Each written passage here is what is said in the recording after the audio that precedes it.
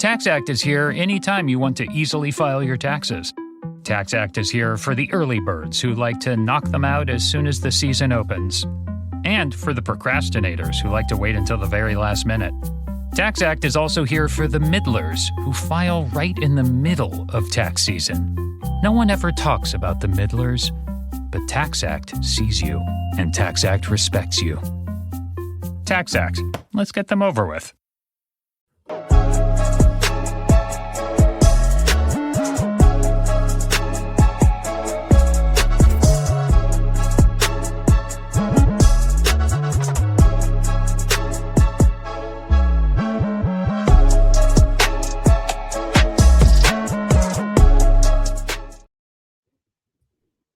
Hi everyone, welcome back to the Social Media Derby. We've got a great episode this week off the back of the Carabao Cup final, Arsenal against Man City. We've also got the second leg of the Champions League round of 16 and the Premier League game week 31 to review as well. But before we get into it, for those of you watching on YouTube, please subscribe to the channel, like the video, leave a comment and share if you can. And for those listening on Spotify, Apple or any of the podcasting platforms, please follow and give us a 5-star review. And I think this one's going to be critical on this pod, considering we've got two Arsenal man already in, and we've got Razor joining and also Rhys joining. The views expressed in the podcast are just for entertainment purposes. They do not reflect any opinions of anyone affiliated. Just football bants. How are you lot doing? Jonty, I guess I'll start with you. You doing all right, mate, apart from the result? I've been better. I can imagine, fighting off the flu and all that. Khem, Io, you lot doing all right as well?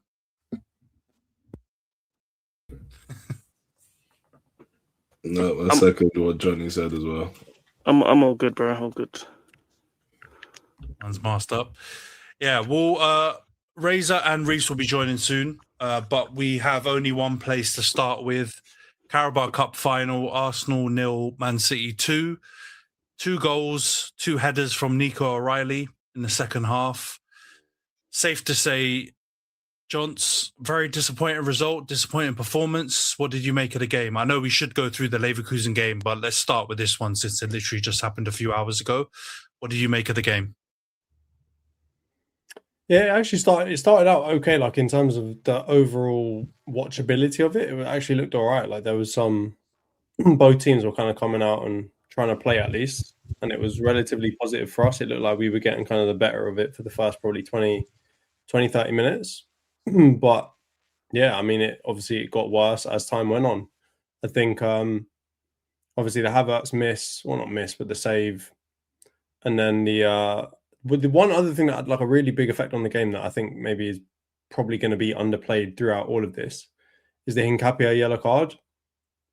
I feel like number one, it probably shouldn't have been a yellow card if you looked at it. But after that, I mean, he's quite a fiery player as it is. Having him on a yellow card coming up against Semenyo and then having Bernardo kind of float onto that side as well was pretty difficult, I think, for him to deal with. So I think it kind of put him out of the game because he's quite an aggressive player. And then obviously he was getting rinsed after that. And I think obviously after half time, it was clear that one team made adjustments and one team did not.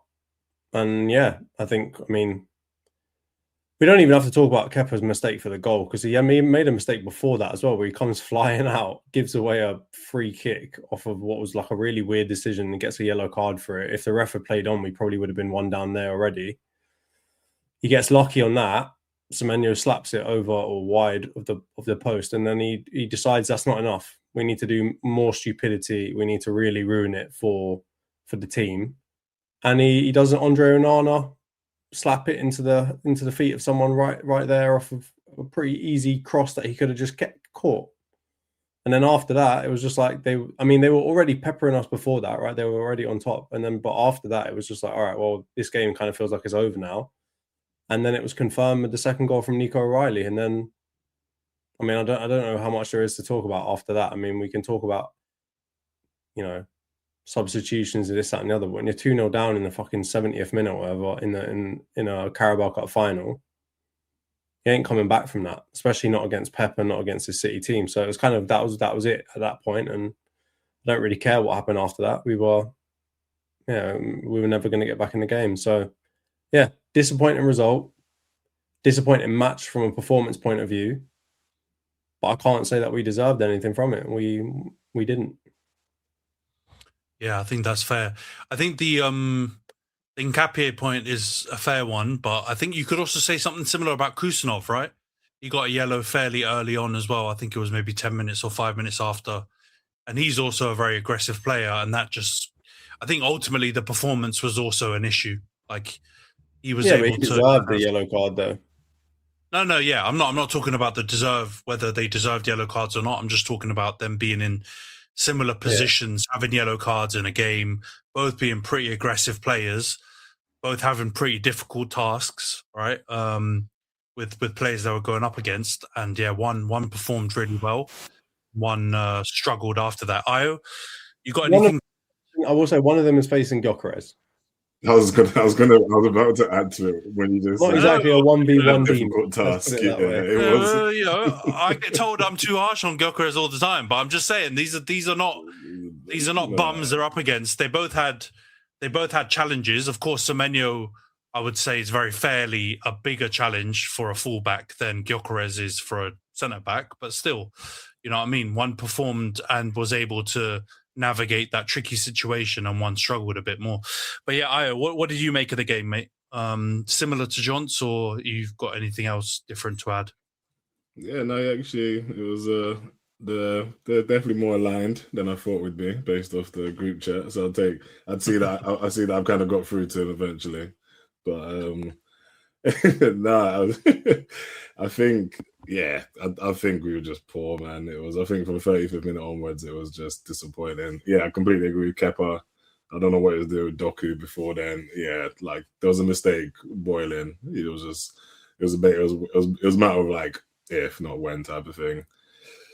No, when, not if. And then I think just a lot of the players didn't turn up. Like Zubimendi, as I said, the stocks in them are very low. Like when it comes to big games, I just haven't been. He hasn't moved me the way. Like the pass to Havertz was good, but the fact we had like one chance, really and truly, and that's what we're going to be banking on. I think that's the biggest problem with our team in big games is that we just do enough to kind of get like one or two chances, and then if we don't get that, we just don't look like we have anything to offer. Really, I think you should have started Martinelli, especially in a game like today. Like I just think that's why we like adjustments. And if you're not going to start him, like we bring him at halftime, you don't wait. Like Trossard offered nothing the entire game, and I think he lasted to about 80th minute or 75th minute, maybe Trossard. Like that's just ridiculous in the first place. And I think that's just where Arteta's adjust. Yeah, where I just didn't see him just want to take the game to Pep whatsoever. Big questions about the lack of forward passing.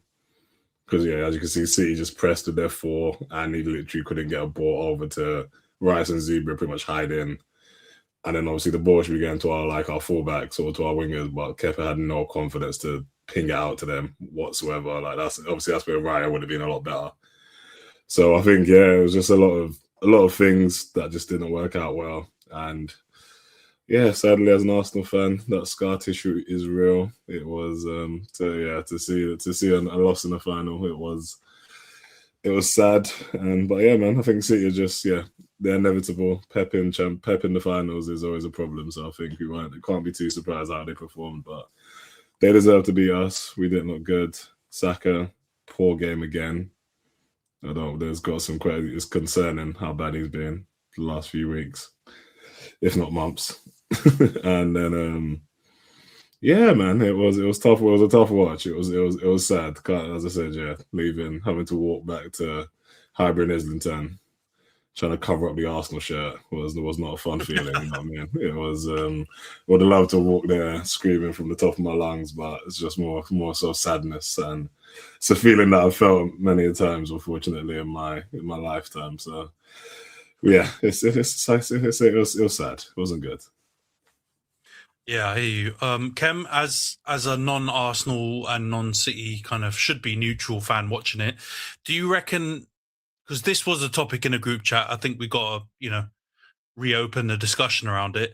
Do you think this was more on the players, or do you think it was more on the way Arteta set them up as to why they couldn't cope with City and why they didn't create more chances?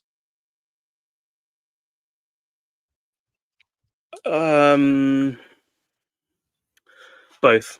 I'd say it goes to both. I was just rocking this because I wanted to give some familiarity to the guys. Because when they win cup finals, we all had to operate like this. So I thought I'd just bring that out just to give them something. I said earlier, it looks like a team that, jokes aside, like they've not had this experience many times in the last few years. So sometimes that can catch you out. Like it did look like a team that haven't played a major cup final in 6 years. So, in the league, I'm sure he'd have been happy with a point. Usually when he plays against City, yes, 0-0 and all that stuff. But unfortunately, you do need to try in matches like this. It is a one-off game on a big pitch. The world is watching and you need to go for it. Whereas, Pep went for it with his starting 11. Arteta, I think he got baited. It was quite clear that just don't press him. Just don't press the back line because none of them can really break the lines at all. They're all a bunch of centre-backs at the end of the day. Don't let them get it to Rice and Zubimendi.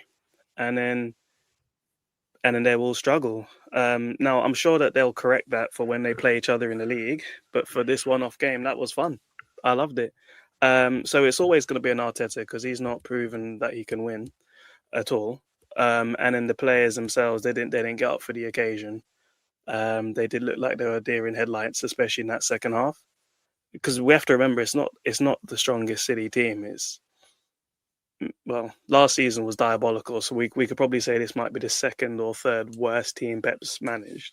But he does have the experience in finals, and a lot of the players do. So I think that's just what it came to. Experience counts. I'm just disappointed for the fans that have to wait maybe another couple months because the treble is on. You must.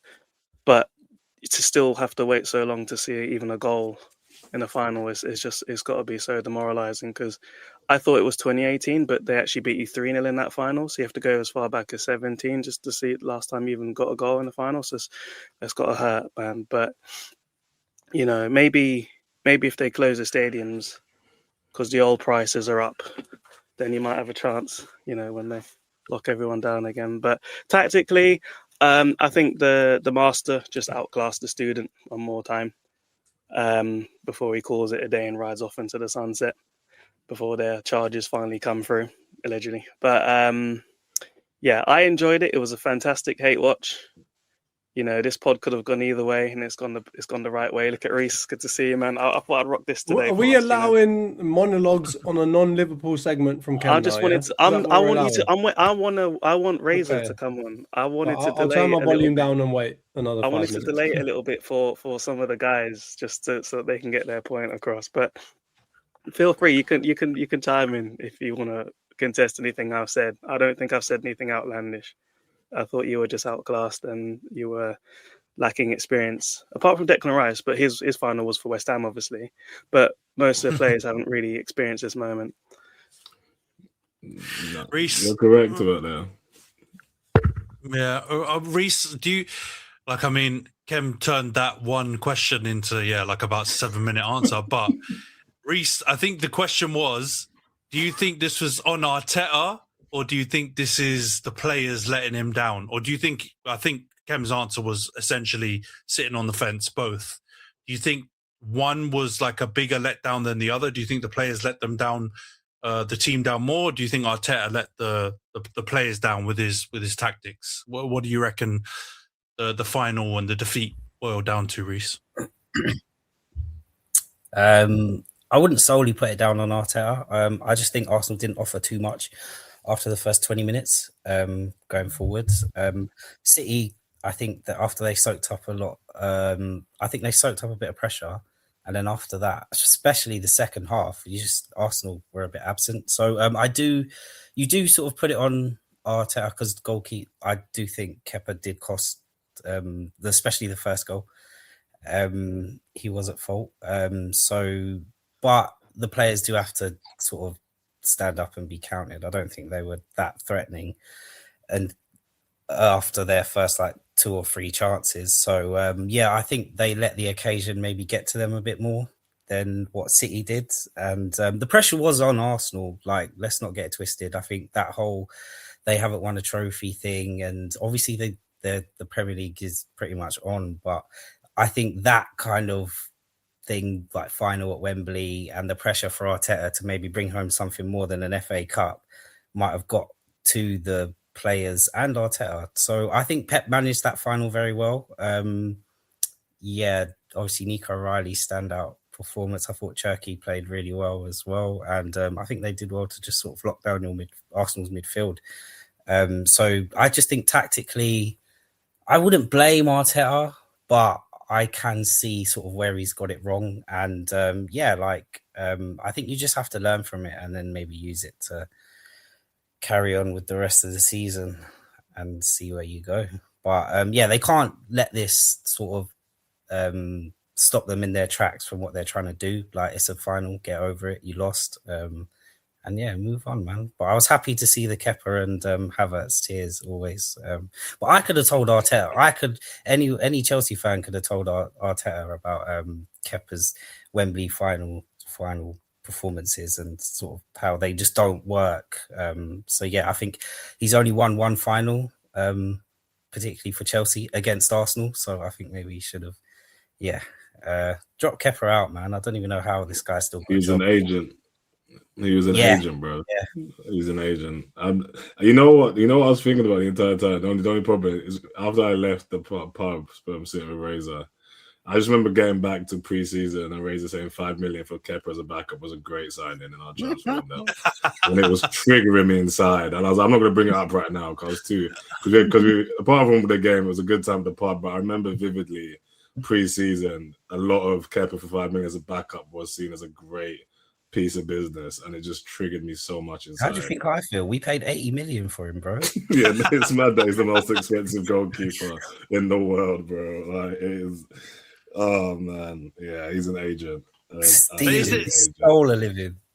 But is it because I've seen some reactions, right? I mean, all the obvious channels have released their reactions to it, and there's a bit of a simplification of like, don't play Kepa, we probably win, or we perform much better. But I think there do have to be some question marks about other people in the performances of other players in the team, because it's two sure he got pressed. Right? Yeah, go on. It's two separate questions, right? If we played with Raya, we've seen this in other games, right? If we played with Raya, he makes the big saves when we need them, right? So he probably doesn't mess up that first one, and the second one, you'd even argue he might come out and do something a bit better for that one, right? But it would have kept us in the game. So it would have been a close game, but it still would have been a 50-50 or a 45-55, not necessarily in our favour. So I think it's two separate questions, right? Like, we did play well, but we still could have won. Because, I mean, you look at the games from the rest of the season so far, there's been a lot of games where we didn't play well and we still could have won. But they're two separate questions, because, like, if we're talking about, okay, well, what should we have done to play well? That's a systemic problem we've had the whole of this season, all right? David Raya is in that conversation for one of our best players this season, specifically for the reason that even when we're not playing well, he keeps us in the game until we can, get a goal, do what we need to do to win. And so it's two things, right? Like, you can blame Kepa because he basically lost us that chance to stay in the game. And you can also go back and blame Arteta, and you can blame our general style of play, and you can blame all the players that we're supposed to say are so good for not stepping up and doing something important in the game before that point or after that point. But at the same time, like, there's equal blame to go around for everyone. Like, Kepa, if we directly compare you to Raya, you're fucking shit, mate. If we compare you to Ramsdale, you're fucking shit. If we compare you to fucking Vito Minone, Almunia, whoever you want to put from our like horrible history of goalkeepers, you stand out as being the stinkiest one so far in the biggest and most important moment that we've had this season so far. So, like, that's one separate part. And then the other part is, well, Saka, Zubimendi, where the hell were all of you lot, right? Like, where was Trossard? I'm not going to say where was Gyökeres, because, I mean, Gyökeres did a lot of what Gyökeres does. But where were all of the players that we're saying are so good, who are like they're supposed to be the leaders of our team? Havertz, why are you not putting that chance away? Like, those are two separate questions, and I feel like you can ask them both at the same time. Arsenal fans are right to say, well, if Kepa didn't fuck everything up, we could still have been in that game. It could have gone to extra time, could have gone to penalties, whatever, and we could have won. But it wouldn't have been some like crazy deserving win. It would have been one of them jammy ones that we've got, in other parts of the season so far. At the same time, why are we so bad when it comes to attacking? Like, why can't we make something or create something a bit better than that? Yeah, it's just. I mean, the thing is with I agree with you. I think if you bring in Raya, probably the first goal, that's one of Raya's strengths, coming and claiming high crosses and stuff like that. So maybe that doesn't happen. But I still think you struggle with those other elements you're talking about. When you have like a team playing like City did and do the high press like really bravely with 4 or 5 players, you then need to have the outball of playing it over the top. And Kepa did try that a few times, and none of your forward line could hold the ball. And you were constantly losing the ball and it was bouncing back. I think they would have set up differently because Kepa is not a good distributor of the ball, right? If you know that, then you don't have to play a certain way.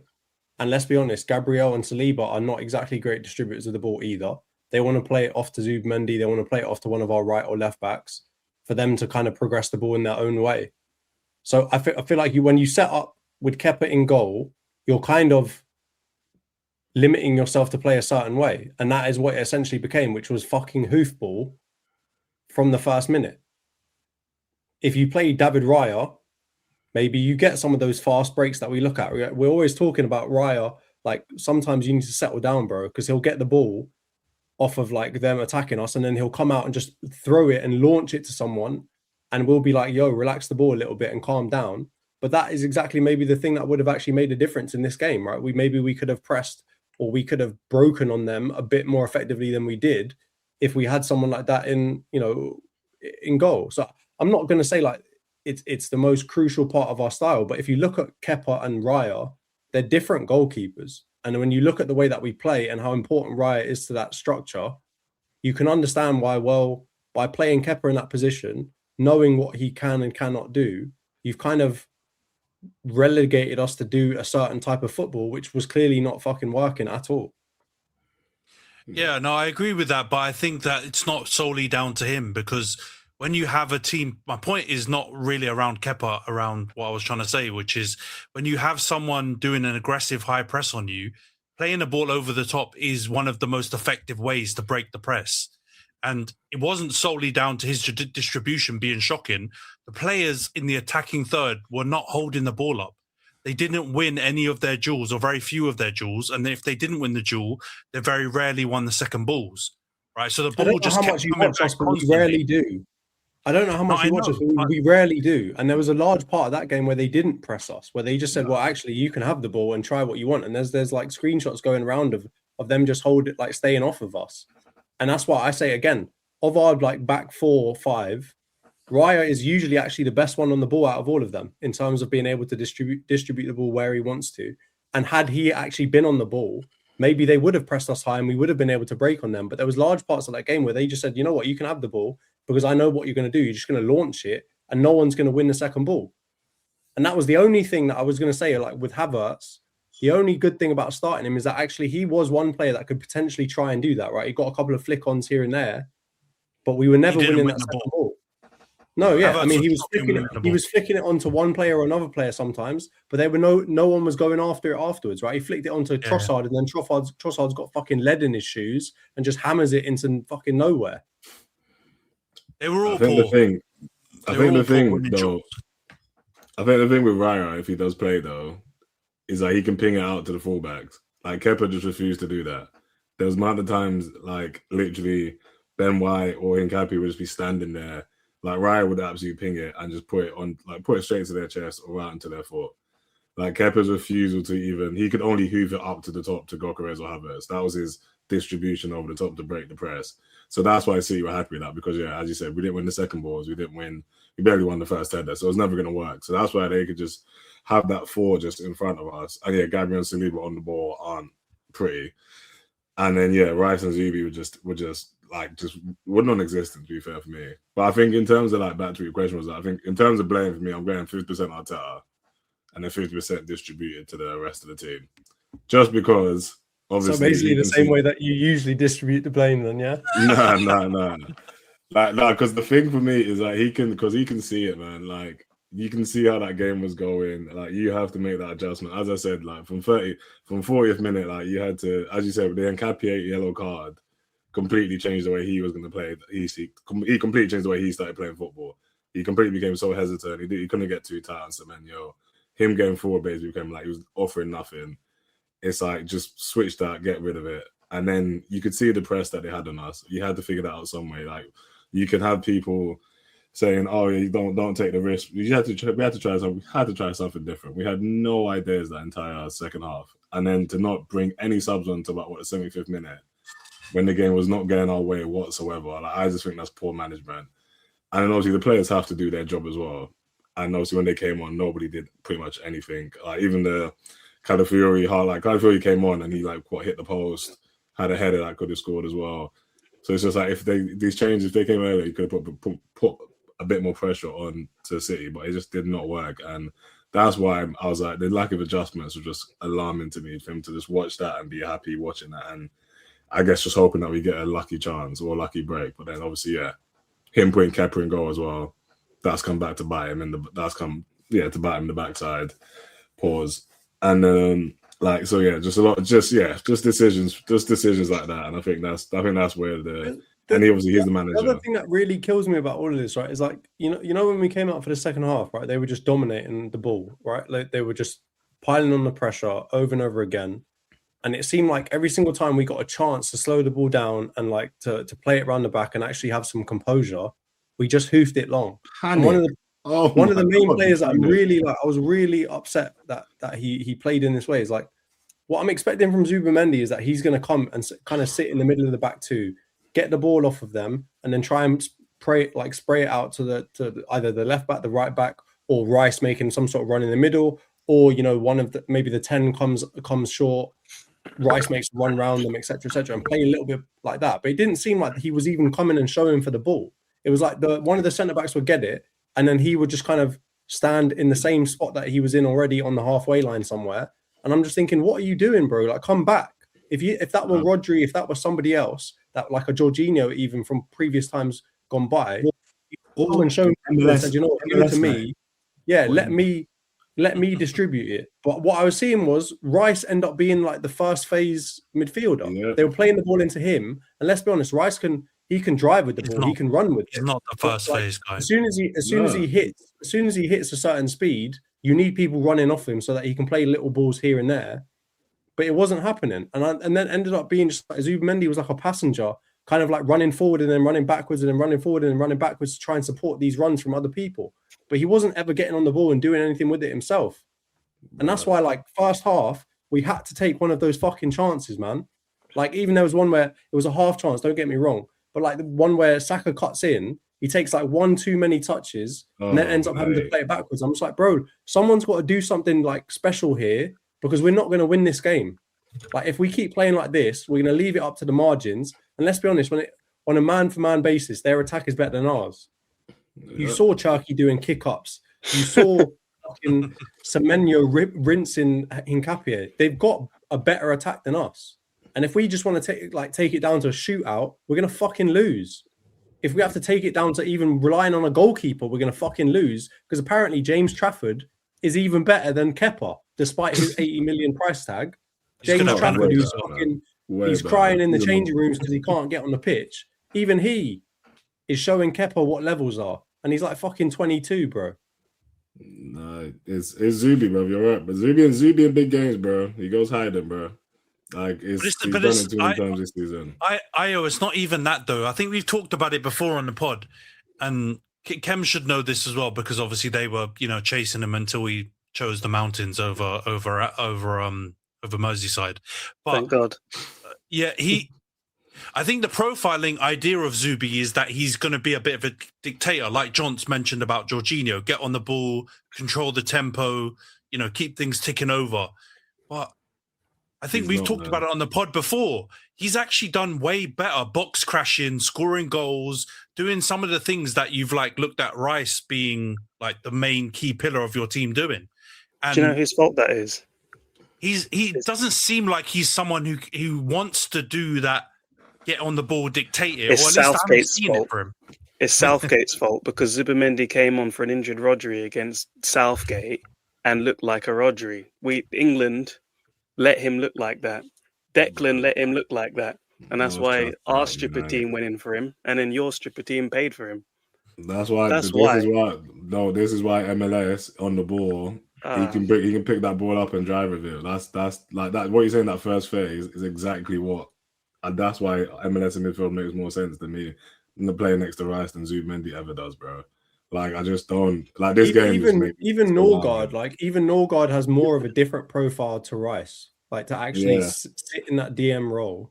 And it just seems like we've basically relegated ourselves to having 2 8s and a 10, which is fine. But when you come up against City, you need someone to dictate the tempo, and especially in those heavy moments where they're piling on the pressure, to actually get the ball, get it down on the floor, and play it around a little bit. I know that people are making all these jokes about progressive passes and this, that, and the other with Zubi.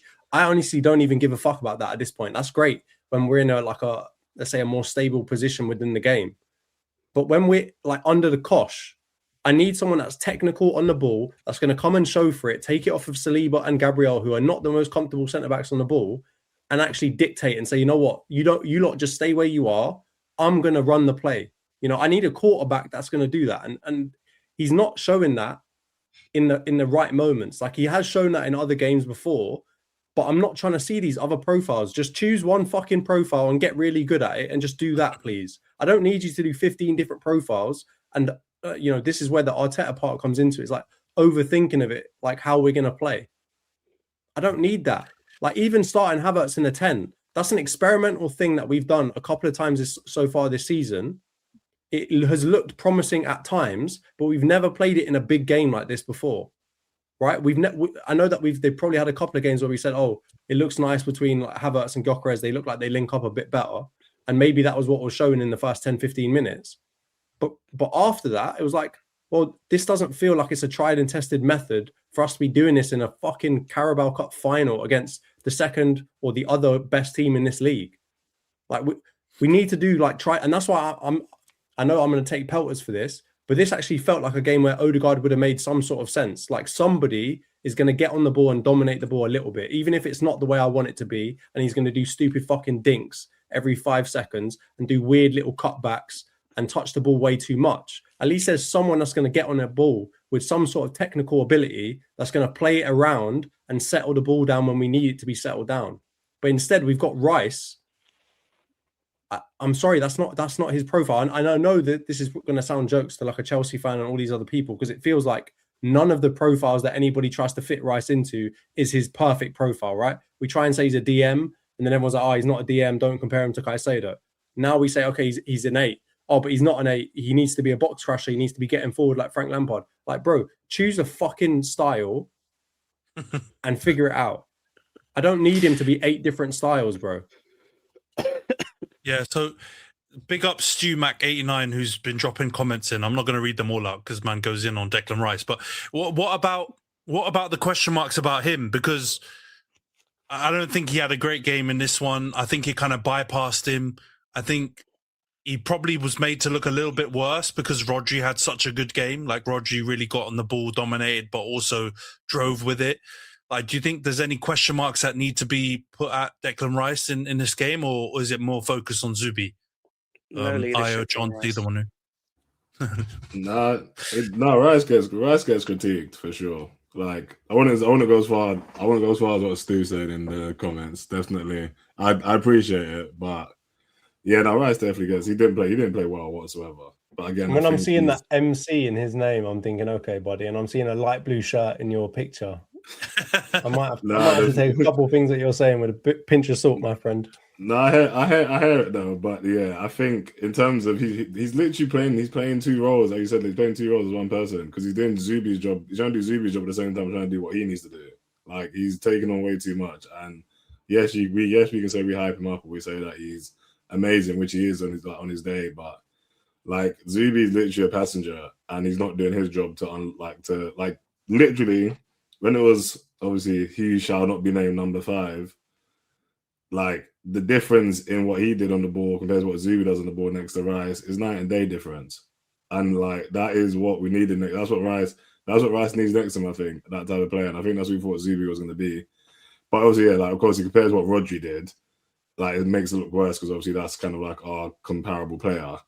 And that Rodri had a better game. But I think obviously Rodri had a lot easier because we offered no press. There was no press on him. He wasn't nothing. There was no worry. Like he could get the ball. He had time to look around, dictate what he needed to do. And Rice he did have a good game. And I know he's more second to think it himself, and he should think it. But yeah, I think Zubi was more the problem, and Zubi's been the problem. Like this, like he's had his moments, but until we need to address that in the summer. Like obviously, if we win the Prem or something, happy days. But like what he's doing just isn't working, and he's made so many mistakes in big games. I think I took a screenshot like against Liverpool, against Spurs.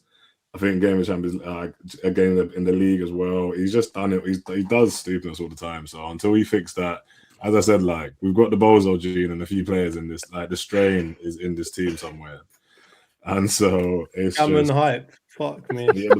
Hey Stu, he's shooting from the hip, man. Shout out. I agree, man. I mean, some of them names. Lallana and Bentley he's in not the wrong. same sentence. He's not wrong. He's not wrong with some of them. I mean, fucking hell, honestly. Yeah. The United contributions in there. Yeah, I hear it. I don't know if Rice. I don't know if Rice has quite forced himself into this gammon category that you're talking about, Stu. But I hear it. I think I don't think he had a good game at all. And I think the thing is with and I agree with you, as well, that like Zubi's creative side and getting on the ball was what kind of I think was more of a problem in this game. But yeah, Rodri was just both of those players in one, and I think that's the problem, right? He was able to do what Rice was doing on the ball, like in terms of driving and putting out fires, but then he was also able to dictate. I mean, both the goals that get scored, Rodri plays a big part. Like he does a cross-field ping for the first goal, and I know it's a goalie mistake, but he's involved, so he's passing and moving. And then the second goal, he does a really nice little reverse pass into Nunes, who had a great game at right back as well, who then puts in a great cross. So I guess it's just that stardust that City had, who we've kind of written off this season because they've had a bit of a difficult season, that rose to the fore. Cherky, Rodri. You could just see a big difference. I mean, as much as I hate him, Bernardo Silva, you can clearly see the difference in Rodri and Bernardo Silva in terms of the way that they want to play, right? So it's very clear of what they are going to do. And you might try and like predict and then base your style off that. But I just look at Rodri, I look at Bernardo Silva, and I look at the way that they set up. It was very clear what everyone's job was. And that's the thing that is still not clear to me. When I look at Gyökeres and Havertz, what is the difference in their fucking job when one of them is playing a 10 and one of them is playing a striker? I can't really tell the difference, right? And then I look at Rice, I look at Zubimendi, and I'm like, what's the difference between what you guys are trying to do? Like, you're actually just both trying to do the exact same thing. It doesn't make any sense to me. So that's where I'm just like, well, okay, if push comes to shove, which one of the two of you is getting on the fucking ball? Right? If we're down or if we're under the cosh, which one of you is going to get on the ball and dominate and play the ball around and dictate tempo? It's not clear to me. And that's the biggest problem. Why are we trying to create a fucking a team of robots that are all just perfectly interchangeable for each other? Do you think that is Arteta's creation though? Or because I mean, if you think about it, Zubi was definitely bought to be what you've just described, right? He wasn't bought to do exactly what Rice has been doing, or kind of play as a box crashinate. Even if you look at Havertz, he was signed to be like Cam was his position, right? To play in the 10. He hasn't been doing that. He's been moved around.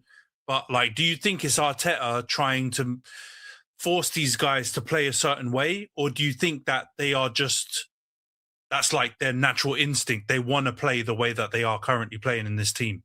Like, I guess that's the only question I would ask. And if so, if Arteta is forcing them into that position, then I have to sway over to Io's side on blaming him more, because it makes no sense. Like, why would you sign them as one profile and then move them into another? Well, I think the big thing is that, like, I don't think he wants too much individuality. Right? I don't think that he wants players to to do what they might be good at if it doesn't fit the system of what he's trying to create, right? So, for example, it's the same criticism that we put on Pep before as well, right? Like with Grealish, with a lot of players that they've had previously, and a lot of people I think were saying the same thing about Cherki when he first went there, you know, in the summer. Is like, is his individuality going to get in the way of like what Pep is trying to achieve? And I think you've kind of seen that with Haaland as well, that he has changed, right? Like Donnarumma is another good example. He said, you know what? Well, my goalkeeper can't do that anymore, so either I'm going to change the style around them, or I'm not going to highlight that part of their game. And I think the thing with Arteta is he's still in that early phase, you know, that Pep was in, where he's just like, no, this is the style or system that I'm trying to create. Don't, you know, ignore your instincts. And this is where actually, like the Dowman thing, I was thinking actually maybe my man's turned a bit of a corner. He said, you know what, just go on there and do whatever you've got to do and win us the fucking game. And I was thinking, okay, maybe he's going to allow for more of that. And even you've seen sparks of that with Madueke sometimes, where he plays a very different type of game to Saka. But this game it put me straight back in the same place that I was in before, where I was just thinking, well, maybe you don't want any individuality. Maybe you just want a system.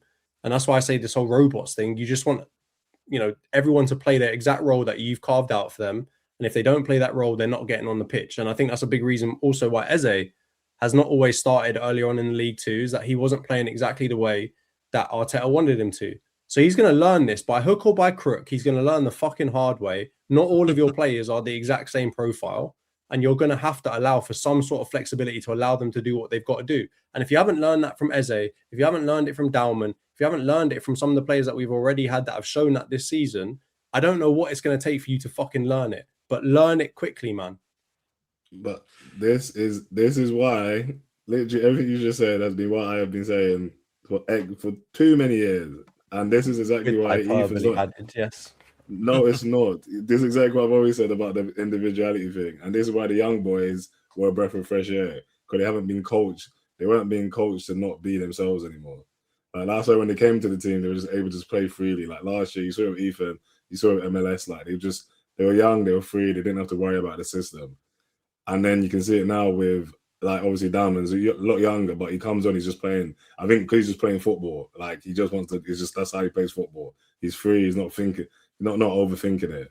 But the second they get coached up in this system with Arteta, and which might be for good, if we win the Premier, it's going to say it worked out well. But I don't think he wants individuality as much as he might say he wants it. I think he's so pragmatic. It's like, it's got to be this way. It's got to be. This is how the game's gonna go, and it has to go this way. If it doesn't go this way, I don't want to see you try to be a hero and like take it on yourself. That's partly probably the reason why we don't have, you know, a lot of the criticism of Arsenal is that we don't have like some star Ballon d'Or player, and I think this is partly that goes with it, right? Like, would a Kevin De Bruyne be allowed to play the way he wants to play in this system? No, like he probably is going to get killed in a certain way. And I'm not saying that any of our players are at that level, because they're definitely not. But you know my point. If we got one tomorrow, if we had got Cherki instead, right? Would he have been allowed to play? Would he have been able to do kick-ups in the middle of the fucking Carabao Cup final? Probably not. He would have got hooked immediately, and Arteta would have fucking sent him to the bag. Pep was livid about that, by the way. Pep was livid about that. Pep was. No, he was, but then after he came off, he gave him a big hug and he was smiling. Pep was happy inside, man. Pep knew that was. Pep was, he was playing up for the cameras, bro. But I think that's it, man. Individuality isn't championed by Arteta. And I think it might be if we win something, because then he can finally get the monkey off his back and then he can maybe play with freedom. I think until we win something, he wants it to just be like, don't concede too many chances, get a goal by a set piece or by anything, and then just get the win. And then I think once you do win a trophy, then maybe we might see a bit more freedom with his willingness to attack more. But I think until then, individuality is not something he cares about or wants to be seen. And I think that's, and it's bad for Arsenal because the players aren't able to thrive. But it might, as you said, Zubimendi had, as Stu is bringing up I said he played the soul midfield role. Like, I'm sure he can play forward. Like, he's Spanish, he's technical. There's no way he's not technical on the ball. Like, so I know he has it in him. But I think once you get to Arteta and he gets his hands on you, like, he just makes you want to be safe and makes you want to keep it pragmatic and don't overcomplicate things. You're saying Arteta's fake Spanish, yeah? He's mate. He's doing Arteta Spanish is football. Scottish. Arteta is getting Spanish caps. He tried Yeah, to You want bust to play it. for England, bro. You wanted to Yeah. play for England at He's- one point. he's bro. Spanish, mate. That's a product of Moyes, man. That exactly. No, it's true. Bro. It's English. But guys, let's be We'll real. get onto the Everton Chelsea game a bit later. Don't you worry about Yeah, that. yeah, Rhys. we will. Don't worry, we've got other games. But Exactly. the thing is, guys, I'm sorry, I might sound a little bit like Khem, but in a final, you can't do that shit. Finals are won 9 times out of 10 by someone playing off the cuff and creating something. Like when we talk about moments, a final in particular, you can grind out the league. You can do Bolton, you can do whatever style and tactic you ever win to win the league because it's a long game and you just need to get the results, right? And you can have a strategy and you can do whatever. That's all fine and good. And at the end of the day, as long as you win the trophy, that's all that matters. But in cups, you can't do that, man. And the fact that Pep, like I agree with what both you Arsenal lads are saying, by the way, Pep has done a 180. He was Mr. Robot, and the only person he would ever allow to not fit in the system was Messi at Barcelona, maybe a Robben or someone like that at Bayern, but there were very few players that were allowed to do things. And then at City, it's been David Silva. I read some stuff Kyle Walker was talking about. Yeah, big up Stu. He's going in, boy. But like they talked about, I think it was Kyle Walker was saying with Gary Neville, the only player that was allowed to play on the half turn was David Silva. Even Kevin De Bruyne wasn't allowed to. So like he only allows a few players, but now you've got him allowing Cherki to do kick-ups and Doku to play the way he's playing and all these players in his team. I think that's what it literally boiled down to today. You had 2 managers who care about systems, but one has softened on the idea of allowing his players to just express themselves a bit more. And the other one, I don't think he allowed that at all, or he was not putting the players in the positions to do that. I mean, he could have brought on He's also Dalman, guys. softened Let's not forget that players too. He's also softened on the players that he allows to play in his squad. I think that's another thing, right? Especially when it comes to cup football, magic is the key here, right? Like we can talk about systems all day long. When your system breaks down, crunch time, and you've got a win final. What is it that makes you win that final? It's the magic, and not to balloon Khem's head, but it's the Trent to the Divock Origi type of stuff. Like it's this magic moment that comes off of a really good player that just thinks of doing it that no one else doing that structure and system tells them not to do. They just do it anyway. And this is the other thing I'll say to Io is like, yes, one of the ways that he softens up is, just learning. But another way is one of the players that we've got in our team who cost a lot of money, who's got an ego on them, just comes in and says, "What? Fuck that. It's the 80th minute or whatever else in the final of a cup. I'm going to do what I think I should do." And that's, again, getting back to the point of Dalman. He doesn't give a fuck what someone's telling him. He's barely done his GCSEs. He can't drive. He doesn't give a fuck, right? He's essentially got the world at his feet. He's going to come on and play football how he wants to play football and have fun. So that's the other thing, right? That's where I also blame a little bit of our players, especially the ones that they've been around the block, actually have some technical ability to them. Take the fucking game by the scruff of the neck. Say, you know what? I don't give a shit about this stupid structure or whatever else. I'm going to go and do something that's going to win us the game. And that's not what we see, right? Even our biggest players in terms of like star boys, the players that are on 300 grand, etc., etc. What is the common thread among all of them? They are all good boys that listen to Arteta when they're told to, right? Whether it's Havertz, whether it's Saka, doesn't matter. They're all good kids that listen to Arteta. They listen to their manager and they do what he tells them to do. I want us to go out in the fucking summer and buy someone that's a big character, whether it's a fucking Dembele, whoever else, someone that's going to say, you know what, fuck all of you guys, I'm going to go and win us the game. This is crazy. I feel like Jonty has come over to my side on Arteta, and I'm so proud to welcome you over to the side, bro.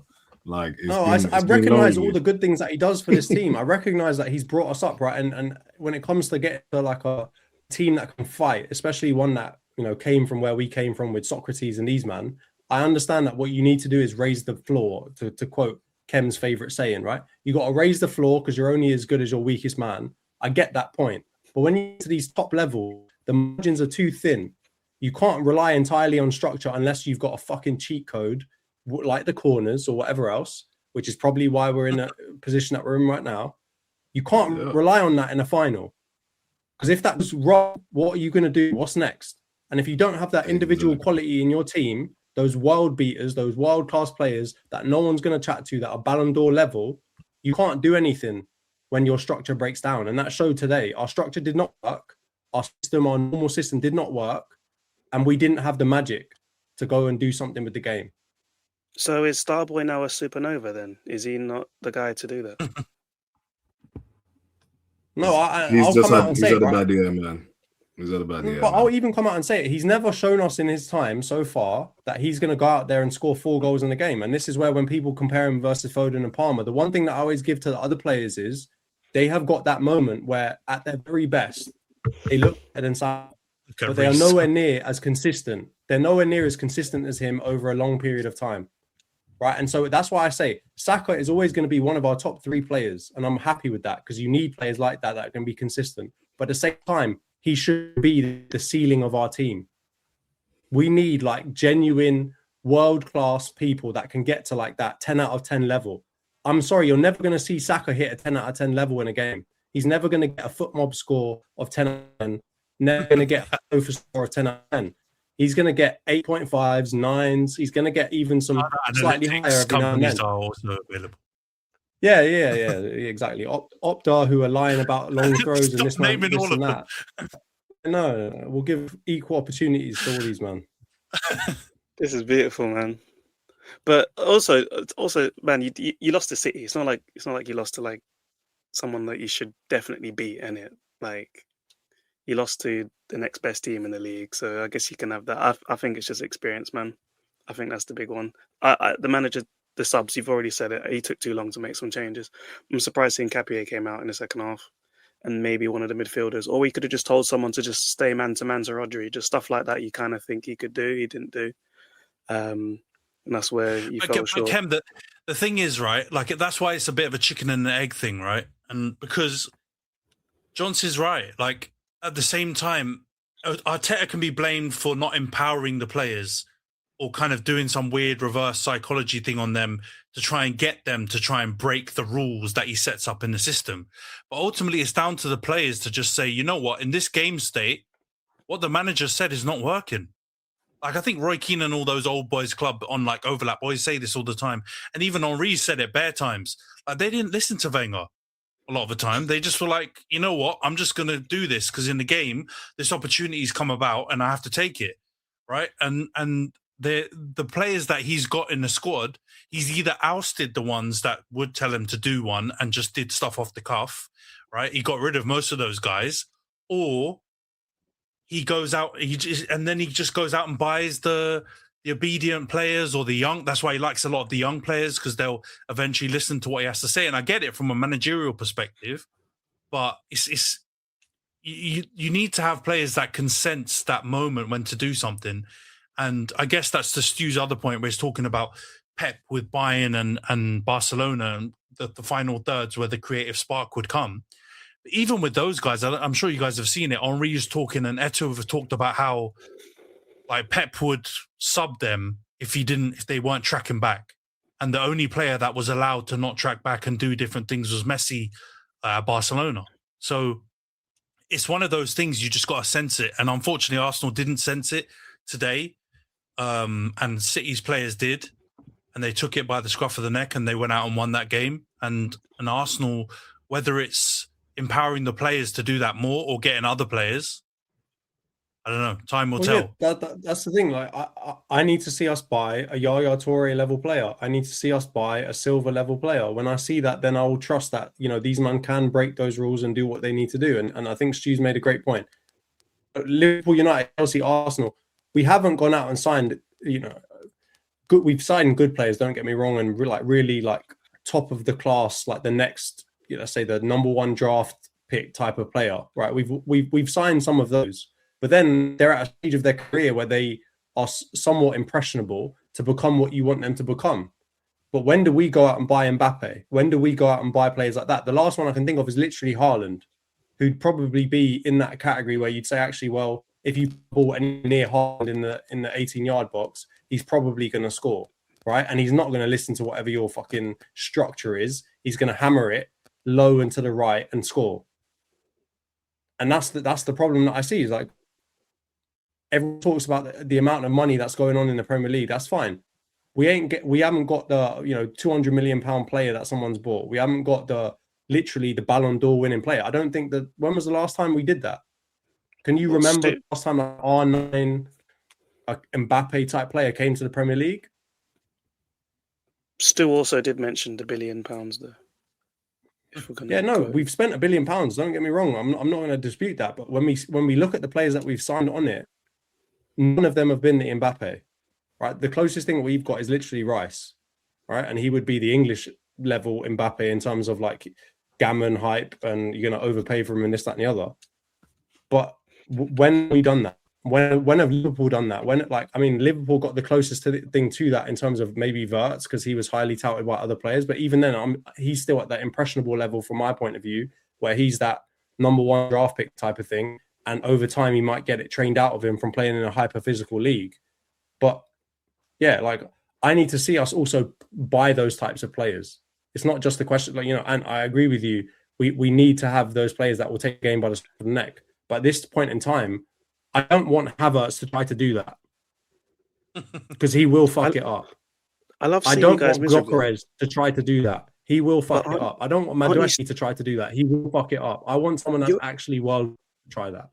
You're on for a treble. I love seeing you guys miserable, but you're still on for a treble. A couple of days ago, it was the quadruple. Now you're putting pressure on us about the treble, man. Shut the fuck up. What pressure are you still on? Are you out of the? Are you not 9 points clear? Are you not on the shit side of the Champions League draw? And are you not playing like an average team in the FA Cup or not? Am I wrong? Did I make those things up? What's your point? You're still on for a treble. It's great history. It's saying be positive, but I get it, man. It's tricky though. Transfers are hard, and it's not always going to be the case of buying like the superstar. It's more like just getting the characters right, and I think that's the point that Stu made. Although Stu was talking about Di Maria and his wife in the comments, and I think we have to draw the line on that one because that's a stinker, mate. But let's talk. No, she may have been right, but that guy's a snake. Can we laugh at you guys yet, please, as well? Yeah, let's quickly wrap up. Let's wrap up the Arsenal segment just with the Leverkusen thing. You won 2-0. You got there 2 great goals. You're through to play Sporting. Happy days, right? Like it wasn't an amazing performance. 2 very good goals though, and you're happy with that at least, right? Let's end on a positive, Arsenal lads. You're happy with that? Quarterfinal, Sporting. Next segment. Let's move to the next segment. You're moving on, bro. Man, to be happy after losing the final, crazy work, bro. Move on, bro. I appreciate the effort. No, Carabao Cup. If you guys had won, it would have been probably a little bit more chat about it, but I get it. It's hard times. All right, let's move on to the Liverpool segment then, guys. 4-0 win at Galatasaray. At home to Galatasaray, 2 massive injuries on Galatasaray players, but you guys absolutely peppered the daylights out of them. A really good performance. You were definitely optimistic, Khem, after that, at least in terms of the performance, and you followed it up with a 2-1 loss to Brighton, 12:30 kickoff. I know you love those ones. Wasn't the greatest performance. What are you thinking, Khem? I know you don't. Please God, the only thing I'll say is don't give us a 5 to 10 minute monologue. Just give us your analysis, please, in a palatable format. What did you make of this one? Lying saying I was optimistic, because the only thing I was doing was making fun of you for saying like we're still in these cups. Like, haha, you're at 40 games and you've got 2 matches until April or some shit. But very well, even on the last pod, I was trying to change my score because I was thinking we're gonna fuck this up. So don't even bullshit the damn audience. Stevie's a liar, just so you know. But Galatasaray are crap. Like, they're just absolutely awful. They spent most of the game rolling around on the floor, trying to waste time. Dickheads, you're losing the tie. You need all the time in the match. Why are you on the floor? Osimhen, just go off, bro. Your hand's broken, man. Like, what are you doing? Like, just go off. I'm sorry that you want to battle through, but why didn't you show that fight for your country? I was going to say AFCON, but I'll leave that one alone. But like with the other guy, Well, I guess you kind of wish he would have showed that battle in it, and then maybe they still would have given it to Morocco anyway. No matter what happened, they'd have given it to Morocco. And your 10 losses this season. Focus on your 10 losses. Yeah, that's the thing. That's our 10th L. I don't remember the last time that's happened. I don't even know. Have I ever seen that before? Probably with 10 losses. Come on, 14 points after 31 games, bro. Remember where you're at. It's atrocious. Right, it's absolutely atrocious. So it's the same as it's every day. We just check the announcements, see if he's gonna get sacked, and he doesn't. So all the Galatasaray win has done is just prepare us to get absolutely battered by who have we got next? I didn't even check. All right, PSG, good. Well, there you go. That man has been talking about PSG in nearly every press conference for the last year, man. I know you guys won't tune in, but unfortunately I have to hear it. And this whole thing about, that's how football should be played and time wasn't wasted and it was pure football. Dude, the time again wouldn't have been wasted because it was fucking 1-1 in the second leg going extra time. The teams will try to win the game. They're not going to waste time in that match. If PSG were 4-0 up, you'll see them pissing about. And because of that match, he's now forgotten how to, I don't know, win ugly, have a set piece coach, all those other things that have obviously shown themselves this season. The fitness levels of the team are terrible as well. James Milner is 40 years old and he's outrunning 3 of our midfielders in their mid 20s, mid 20s, early 20s. Like it's just god awful. He's the same coach that said he wants a small squad because he doesn't trust the youth players or the rotation pieces, but now he's crying about not having any depth and missing 1 or 2 players that he wouldn't have played. So nothing changes, man. All it's done is just prepare us to get spanked. So yeah, I will say and we're still in the cups, but realistically our next match in one cup is PSG and our next match in the other one is Man City. That's what I said to you. Yeah, but I'm still going to say, I don't care. We're still in it to win it, man. You're a crack team. You can't flaunt participation when you're about to get smoked in the other 2 cups that you're in, and you're losing to Brighton. Ten Hag got it done, and even Amram even made a final. Amram made a final, so you never know, right? But realistically, it's probably not going to happen. maybe if the cup game was at Anfield, but it's not. So yeah, I'm not overly impressed by the win because Galatasaray are shite. It was a good performance. Good for Salah to get his 50th. I'll take that. But other than that, I've nothing to really celebrate because they just follow it up with the same nonsense. And they could well beat PSG in the first leg and then we'll stink it up in the next game. It's just the same bad dream that's been going on for this whole season. I just need Netflix to cancel this show. That is Liverpool. It's 25-26 season. Monologue done. No, we need it continued. We need it renewed for another season, and we need to keep it going, like Patrice Evra said. But that Brighton game, first of all, they absolutely blazed the shit out of you. Like I didn't quite realize it at the time because I wasn't watching live. But when I watched it back afterwards and the highlights, even they absolutely peppered the daylights out of you. And like you said, with the amount of pensioners that they had dotted around the pitch, the fact that they were able to absolutely batter you like that, boy, oh boy. Konate as well, disaster class. Virgil again, not doing well. They weren't great. Anonymous, shocking, mate. But do you know what? Because you love this part, 2 of their goals probably shouldn't have been given because I've seen Arsenal given a free kick for the same push that Konate had. He just didn't fall on the floor like a damn lunatic, Gabriel style. And then the other one you even said was offside. So technically, maybe we got shafted. And it was 12:30. But realistically, the team, they just got awful. I don't care anymore. That's the thing with most of the fans now. Like, we don't care because I don't know if I didn't watch it live and you didn't. I don't know if Ayo, Jonty or Rhys did. If you did watch it live, you wasted 90 minutes of your life. But it would have been boring at some point. I'm going to assume the first 45 minutes, 60 minutes were boring. And that's the problem as well. Like, there are genuinely better things to do than watch Liverpool right now, win, lose or draw. They're just not even fun. I watched it back, and it was very good viewing. Yeah, you'll enjoy the result because they done it in, but the match itself is just poor quality. And considering the players that are available to him still, it's just diabolical scenes left, right, and centre, man. Like I need a departure, but it's realistically going to be in the summer. So yeah, roll on the summer. Rhys, what do you? Obviously, you guys are going up against Chelsea as well as myself and my team for the top 5 or top 4 or 6 or whatever it ends up being for Champions League. I mean, I know your team are absolutely mudded as well, but surely seeing Liverpool struggle against Brighton, and I mean, I think their last 3 Premier League games, they haven't got wins in, they've got draws and defeats in there.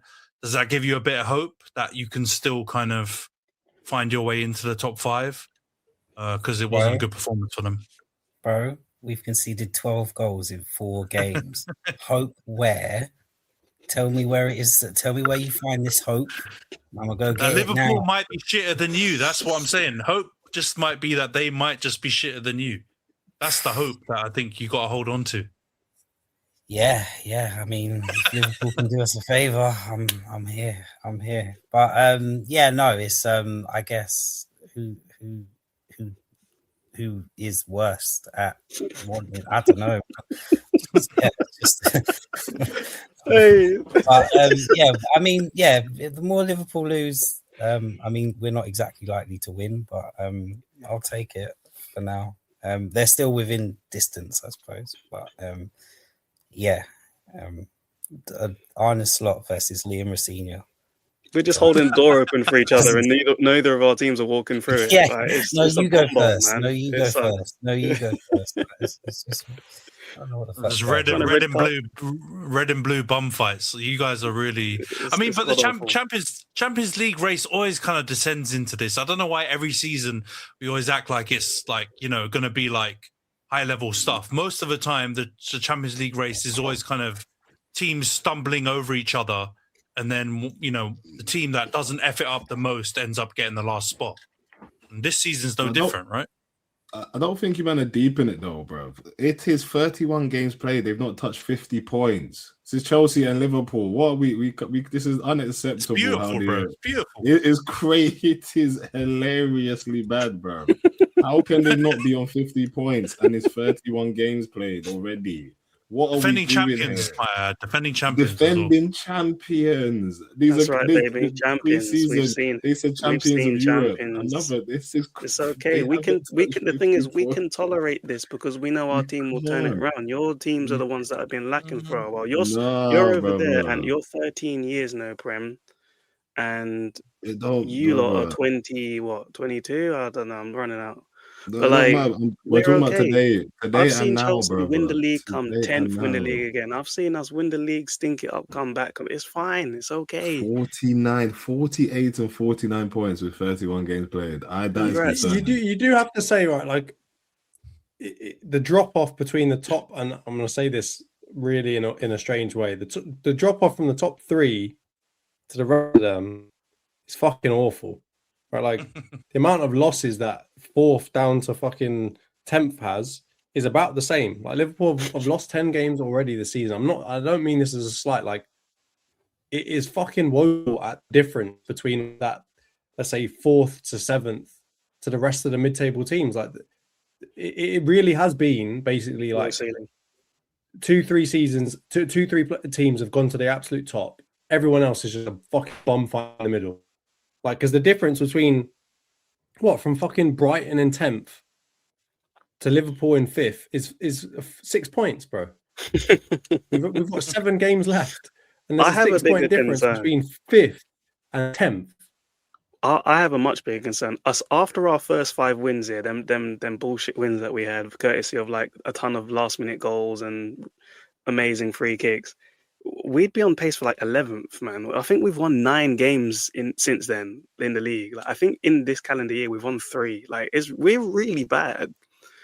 Like, so you don't even say not. That's probably like, you can slander away. Like you're being actually generous. Doing better than you actually are.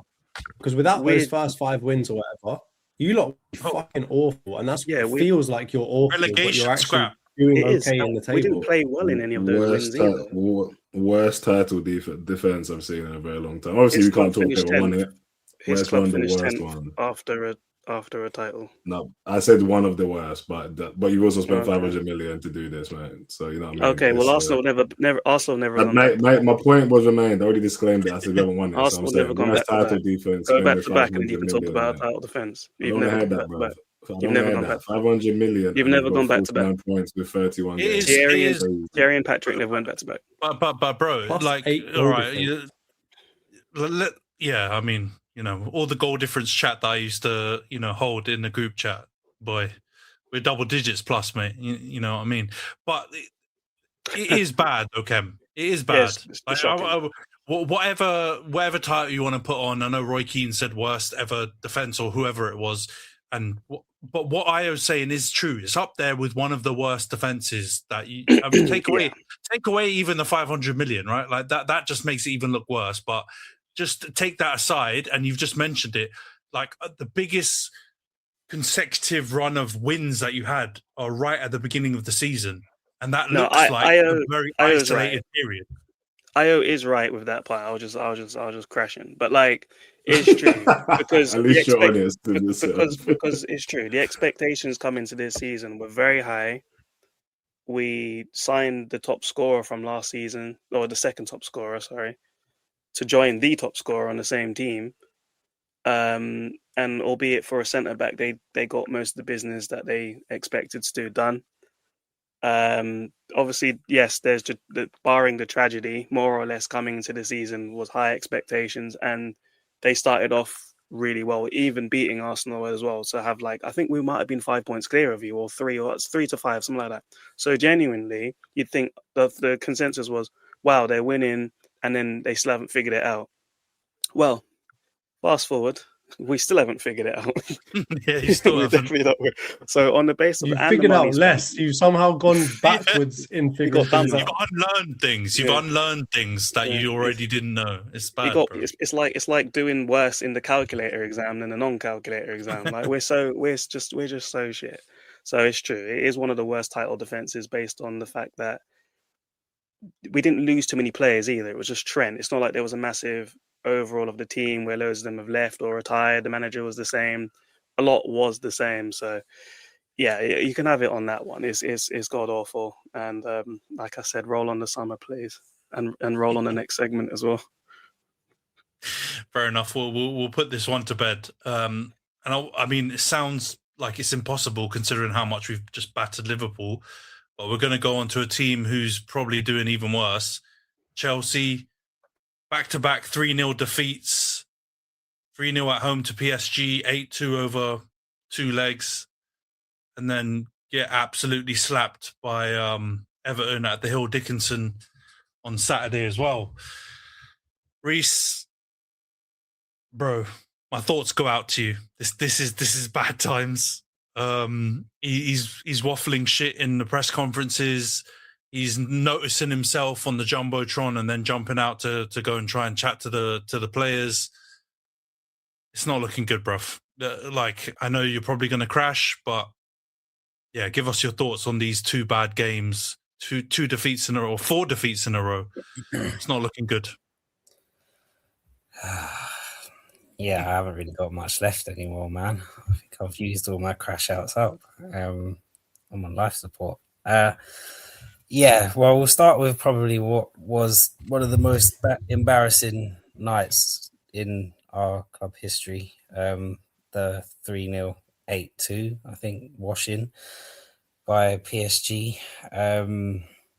Yeah, I just think tactically he got it wrong because he went with a back 3, I think.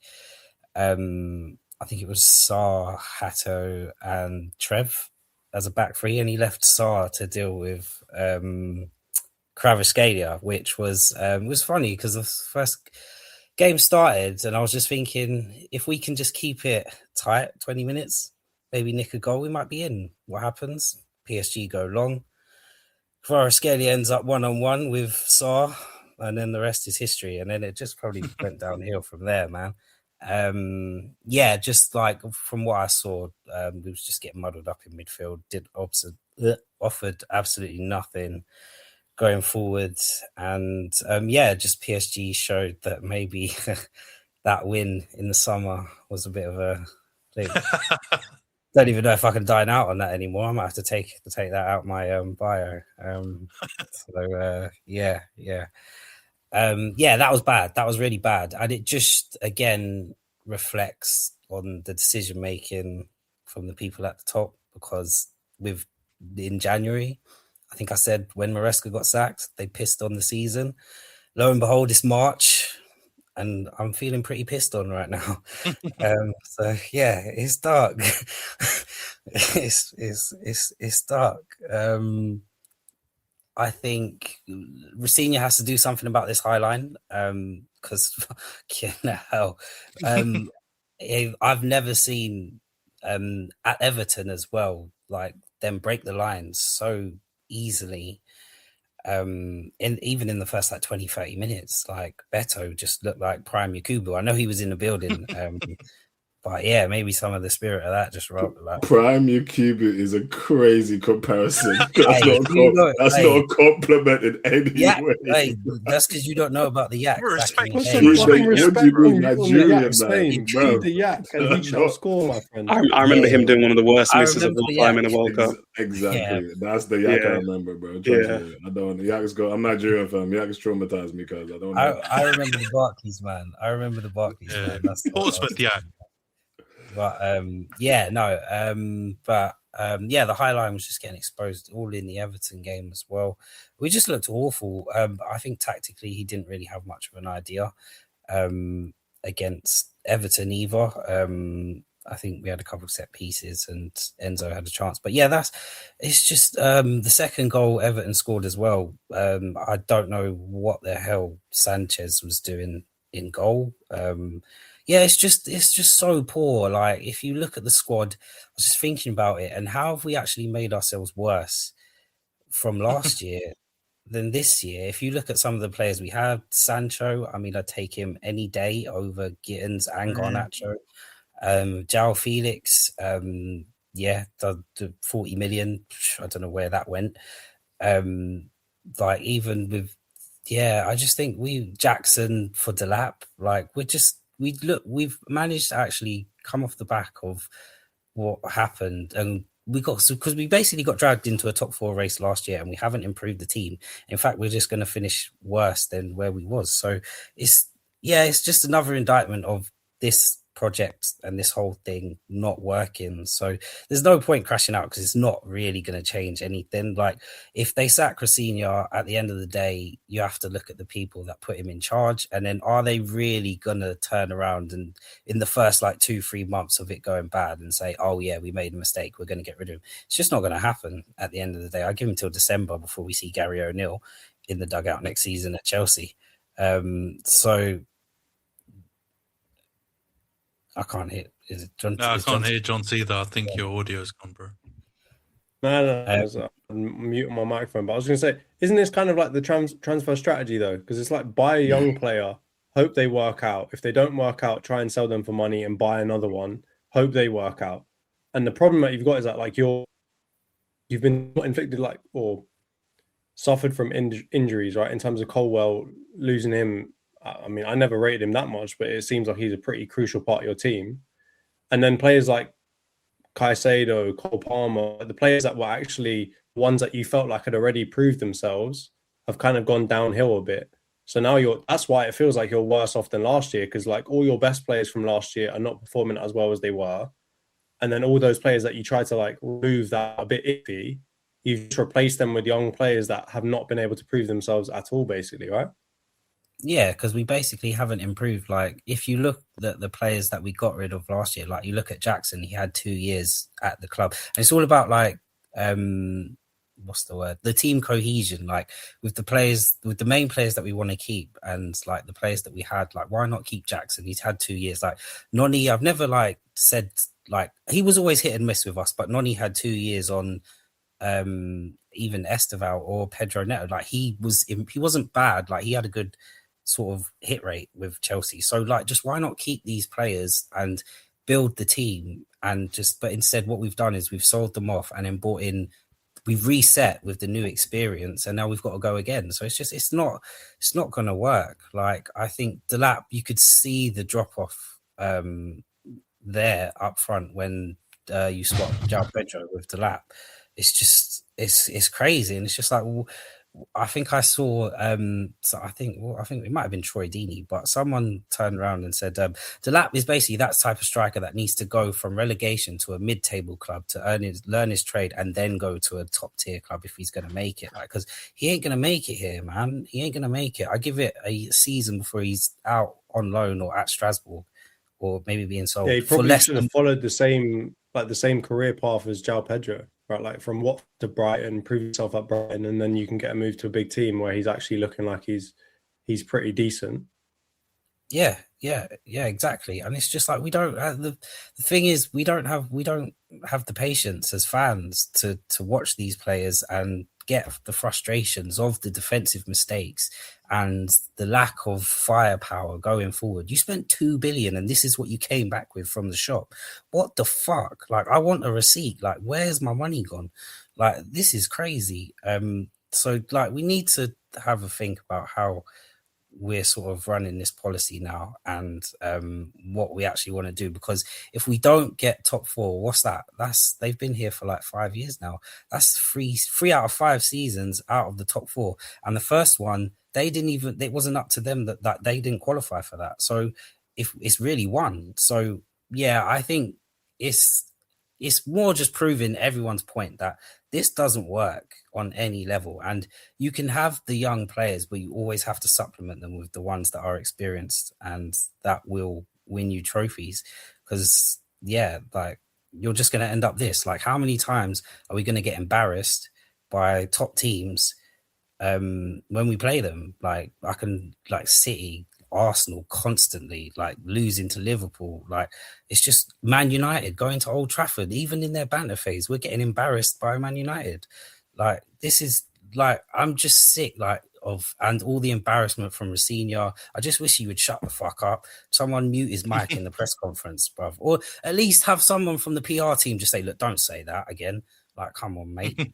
Like, because he's just saying too much. He's talking too much. He's going to too many interviews. My man needs to shut the fuck up and just say no to some of these interviews. Send his assistant. When I heard respect the ball, I just thought he must be trolling. He must be trolling right now, because where did he get that from? Who told him about respect the ball? And then we conceded 12 goals after that. Like, what? So yeah, man, I'm just sick of too respectful of the ball. Yeah, too respectful of the ball. I'm just sick of just being the laughing stock. And I just feel like ever since these lot have been in charge, enjoy it, brother. Enjoy it. Welcome. This was like when Arsenal in COVID, like all the embarrassment they had. You need to, bro, internalize it, and this is it now for you, bro. Don't you need to love it and live it, fam. It looks like your best players are going to jump ship as well. Did you see that Enzo interview? I don't know if those subtitles were correct, if the translations were correct, but my man seems like he's done. Yeah. I don't blame him, man. It's going to get to a point where the players we do have that we invested a lot of money in, they're going to turn around and just say, what is this project? What is the end goal? And what are we supposed to get from this as players? And then I think they're just going to want out. And then Chelsea will only care about booking the profit anyway, so they'll be like, hey, if they give us a reasonable amount, like, then yeah, like, you need that. You know, I saw on Enzo, I saw that apparently on his books he's still worth like 75 million to you, because you put him over so many years on his contract that you have to make like 80 million back on them to actually get any kind of money back. So yeah, it's no kind one's of like paying 80. No one's paying 80 for Enzo. I'm sorry. Saudi teams. Yeah, unless it's Saudi or Bro, they bought Darwin, man. They'll buy anyone.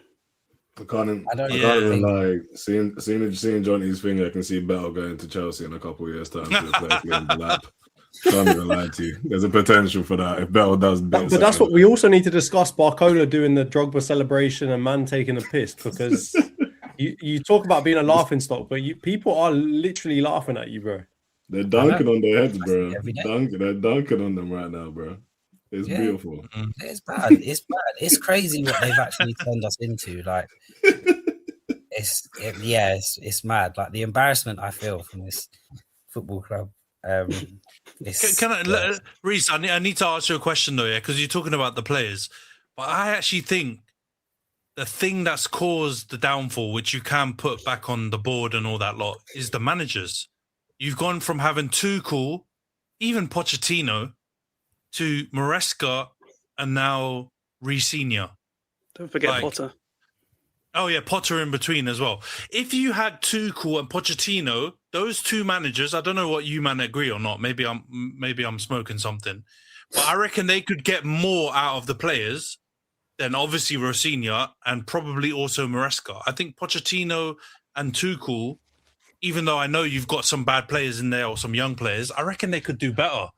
So 100%. is it the Yeah, case but that of goes just against getting their a good general manager transfer strategy, though. Yeah, but that's their transfer. They that's- only want young that's- managers. No bro. one's.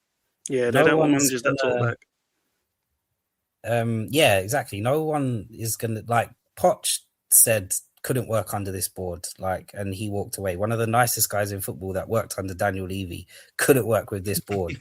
They had Thomas Tuchel, a Champions League winner, turned us from fucking nothing. Well, not nothing, but yeah, from where we was at the time, turned us into Champions League winners within 6 months. Like, got rid of him because they knew he wouldn't be able to accept this regime and how it would work. Graham Potter, they thought they were someone that they could fling players on, and it didn't work. Yeah, and it's just downhill from there. Maresca asked for a centre back and got kicked out 6 months later after bringing home 2 trophies in his first year.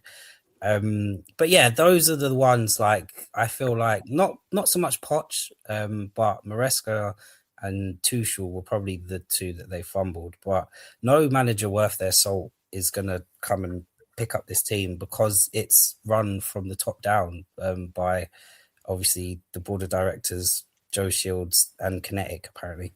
So yeah, it's a dark time. I think the more it's just like, yeah, like I said, like, as much as I want us to win, if we don't win, then it's just going to prove the point that they're obviously making the wrong decisions at the top level. So let it continue, as much as I don't want to be laughed at. Yeah, man, it's going to be rough for a while, but yeah, we'll move on from Chelsea. Wait, and can we'll I say what Go on. Can I say one thing? I think Chelsea right now is a great example of why Moneyball in football doesn't work if you're a big team, right? Because I've seen all these clips of Eghbali come talk about how, you know, you don't actually need to have such a big wage structure. You don't need to have, or you don't need to spend in a certain way, etc., right? But this is the exact point that you just made on Jackson, yeah? When you're building a team up from essentially what they took it to be was shit at the end, right? You need to keep some players in their core years, in their prime years, right? Knowing that when you keep them for that long, when you come out the back of it, you're not going to have a great value of them, right? And this is the big thing with Madueke, with with Jackson, with all these players that you're talking about that they got rid of that you could actually really use at this point in time. It's a great example of where they basically just said, you know what, this is probably the last time we'll be able to get good money from them in terms of a contract. Let's get them out now, while we've actually got some value and like some residual value in them, so we can actually make some money on them. But this is the exact reason why it doesn't work, because if you're building up to become a title challenging team or to become like one of the team in England, there's like a transition period where you need to keep some of those players, and you're going to need to keep them through their prime years to help out your young players and to coach them, to teach them. I'm not saying that Jackson's a great example because he's just teaching double for everyone all the time. But, you know, you need to keep some of these players that actually teach the rest of them how to be good professionals. And that's why I don't think like this whole Brighton strategy as a big team will never work. And they need to realize that really quickly. Because as soon as I saw that Barley saying that, oh, actually, you don't need to run a big wage bill in order to become a good team.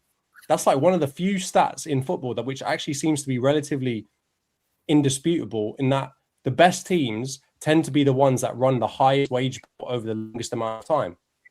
Right, so you can ignore how much they spend in terms of transfer strategy, and you can basically just look at if they've got the highest wage bill, they're going to essentially trend towards being the best team in the league. So if he thinks he's going to be able to get away with playing top players 180 grand a year and sticking them on 8-year contracts, he's got another thing coming, because it ain't gonna work. You're just going to be relegated to be in 5th, 6th, 7th in the league. Maybe you'll win a couple trophies here and there, but it's never going to work in terms of Chelsea being a big team. And the sooner they realize that, the better, because the same goes for their managers too. You don't want to try and get a manager. I mean, like, you can't sell managers, right? Maybe you're going to look for some sort of if you're Benfica, you're going to look for some sort of compensation after your good manager goes to another team. But you don't want to be a fucking feeder club to the good teams, right? You actually want to be a good team and go out there and command some of these players or these managers, and then use them up while they're in their prime. If you're just trying to keep residual value in everyone, it's not going to work. Yeah, I agree, man. I couldn't agree more, especially after witnessing this model myself. And what the funny thing is like, for the money we've spent, we could have come back with a decent team, and probably spent less. So I think that's just why it is so laughable. And like you said, like with big teams and that, I don't think they want to be a big team. I just think they want to make some profit. So that's why we're here now. I think if we can win the trophy along the way, like you said, 100%, that's good. And if anything, it just maybe proves them right and their ego. But I think, at the end of the day, it's just money for them. Like if we win is a bonus, but as long as they can make profit on players, because then they wouldn't be disrupting the team harmony with, like you said, like with the players we had that needed experience 2 years ago, have that 2 years experience, and then you've just shipped them off. So we've got to start again. So I think they're going to learn it doesn't work, but it's just a case of, are they going to continue? And they probably will, unless something drastic happens, like we get relegated like Spurs. Mate, if we had Spurs go down this year and you go down next year, that would be absolute madness. But I doubt that will happen. Let's move on from Chelsea now. Let's go on to United. So just one fixture to talk through. Bournemouth 2, United 2, Friday night kickoff. I don't even know when we've got an actual match on the weekend anymore. I think our next match is on Monday. We'll be just bouncing between Fridays and Mondays till the end of the season, mate. Get European football back so I can actually watch us on a weekend. That would be nice. But this game ended 2-2. We were up 1-0, up 2-1. And in the end, we're hanging on with 10 men to 2-2 draw. Quite a lot of controversy in this one. Cunha gets a penalty, which Bruno Fernandes scores for a tug on the shirt. And then there's the big flashpoint incident with Ahmad potentially getting fouled, no penalty given, and then Bournemouth go right up the other side of the pitch and equalise. Somehow we still managed to then go 2-1 up. I'm annoyed that Bruno doesn't get the assist for it, but he got it on FPL, which I guess is important. And then, it's an own goal of, I think, James Hill. And then, Evan Nielsen gets the penalty. Harry Maguire gets a red card. Krupi, who always scores against us, that bastard, makes it 2-2. And, we hang on for the draw in the end. To be honest, this game, we actually played pretty well compared to quite a few of our recent performances. We were decent against Villa, but I think those games before that, and in between the Tottenham game, we rode our luck a little bit. In this game, we're actually playing pretty well. In the first half in particular, we should have definitely been a goal or two up. We had a lot of chances. I think Bruno has one saved off the line. Maguire didn't have the greatest game, to Stu Mac's point. We played really well in the first half. In the second half, we didn't actually play that well. Despite taking the lead with the penalty and then the corner, we didn't actually create. I think we had 11 shots on the goal in the first half, and we ended with 14. So that tells you a lot about our second half performance. But we were lucky in the end to get out of there with the draw based on the red card, and I think it was 15 minutes plus the 9 minutes that were added on that we had to hold on. To be honest, there weren't too many big saves or anything Lamans had to make. So even though we were under a lot of pressure, it was fairly comfortable. But I don't know what you, man, made of the game in terms of watching it from a neutral perspective. I know, you and me tend to clash when Man United play Bournemouth, so I'll go to you first. I did just have one question, to be fair. What was the XG for this one? I think we had slightly more, but it was comparable. Sure. Yeah. No, bro, the last time we had like a goal and a half more. And you were trying to tell me that Bournemouth should have won that game. This game, I think we had definitely had a little bit more. 1.8 XG to Bournemouth, 1.77 to Man United. Just Okay, so Man U escaped again. Bloody hell, it happens No. again, mate. I don't know where you're seeing that, John. The XG I saw, we had 1.7 something and then 1.5 something. But either way, it was close on XG. Bot mob does not lie. But yeah, we didn't get the result that we wanted. But I mean, I think we disagreed on the Amad Diallo one. Do you, man, think it was right to not be a pen? Start with you, Io. Disgustingly soft. If that was a penalty, I get your complaints, but you'd be fuming if that got given against your own team. Like, there's the same thing with like when Gabriel got fouled against Tottenham, and that's pathetic. Like push, it's not a foul, but like don't give the ref the decision. But I don't think Ahmad went down like he got shot. It was like that wasn't acceptable. And then I think the difference between that and Maguire's one was Evan Nelson was actually running through on goal. Like any sort of touch there, you're gonna knock him off balance. Like he didn't need to touch him. So you could the Ahmad one, it's like kind of like a slight come together. I don't think it was enough contact to go down the way he went down. They're both soft.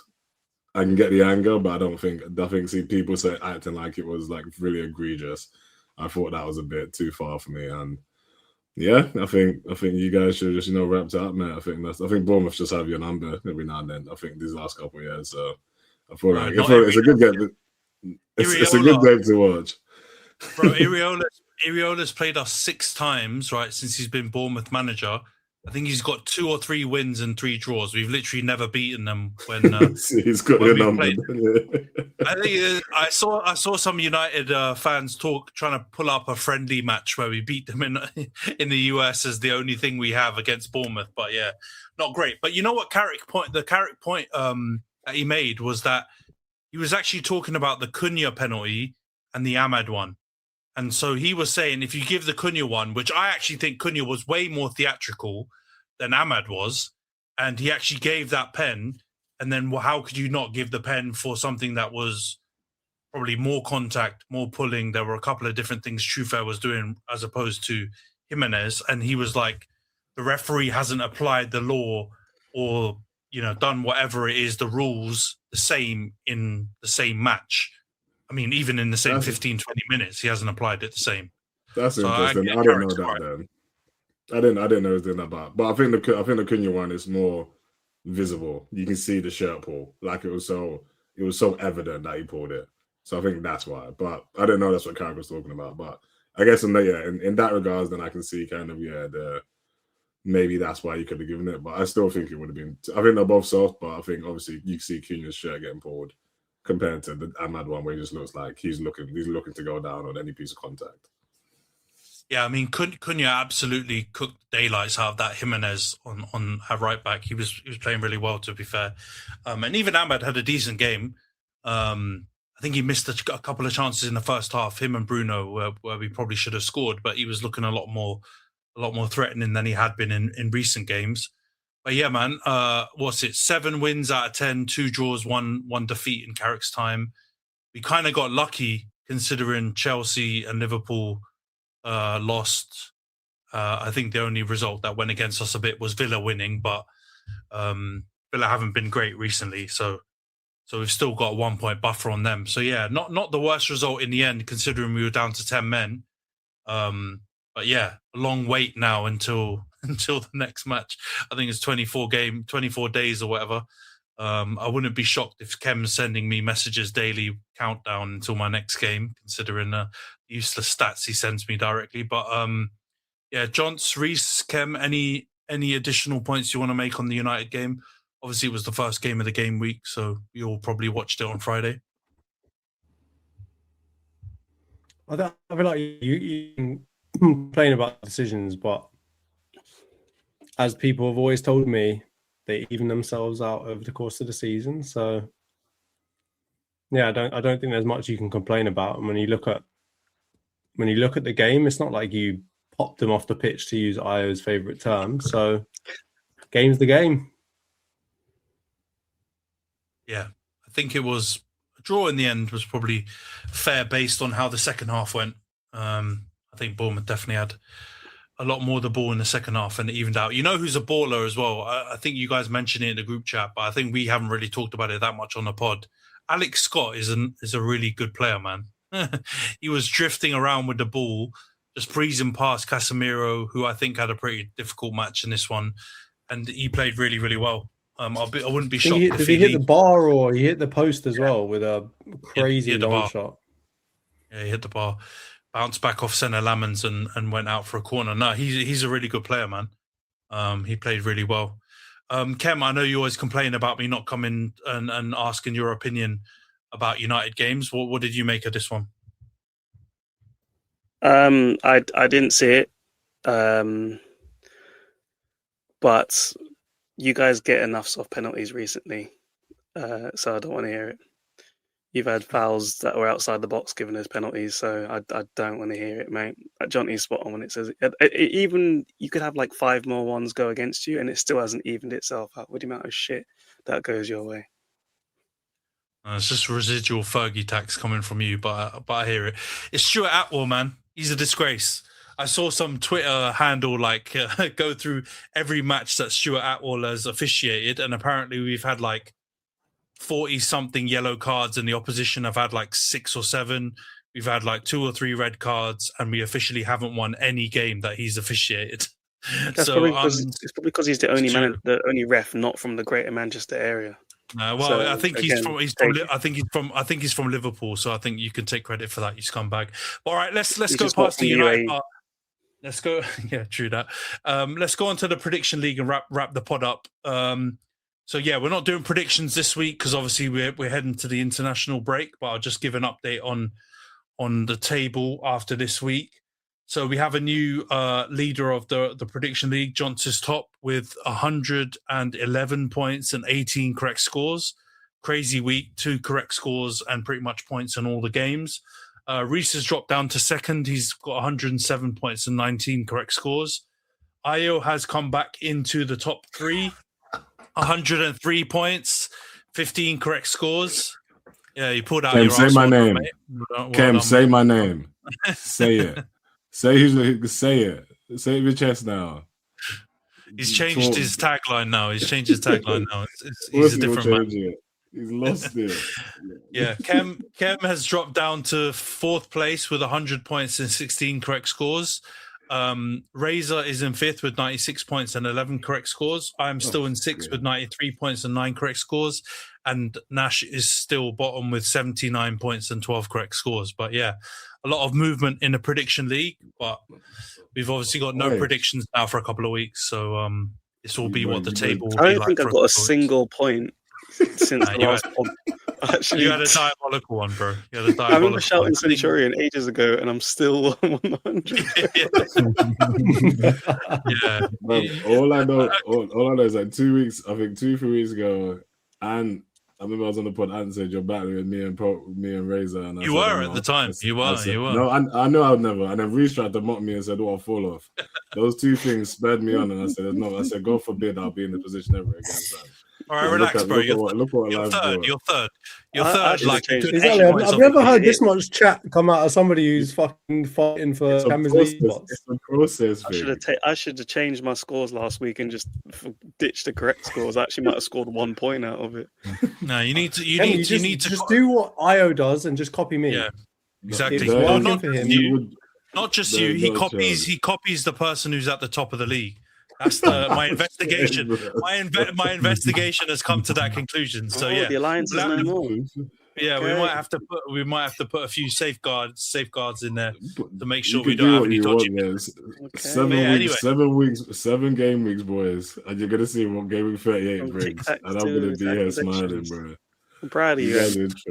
Come a long way. Yeah, the sanctions man's turned into Cass. We'll see what happens. Like he's Morocco in this situation. But yeah, we'll wrap up the pod here. We will be back next week with another pod, but we'll do something special considering this international break. We will be at the England game as well, so look out for maybe some content around that. But yeah, we'll wrap it up here, and we'll see you guys next week. Take care, everyone. Cheers.